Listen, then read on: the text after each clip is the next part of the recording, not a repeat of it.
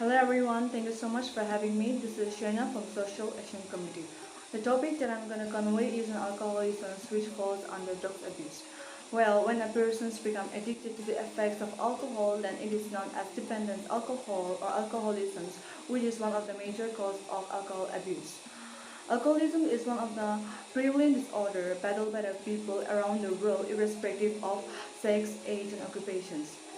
Initially, it affects the financial aspects, then mental breakdown, eventually leading to the impact of family problems.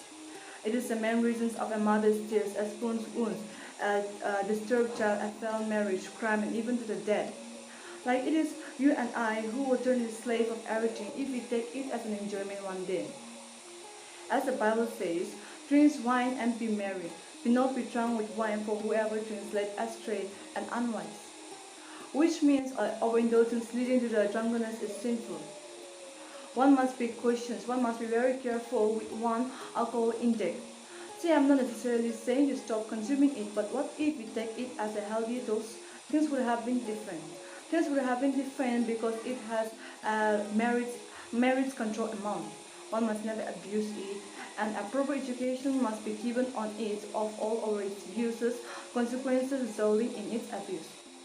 Lastly, I would like to say is that it is important a person to decide not to drink at all or to drink at a healthy dose, at a safe dose.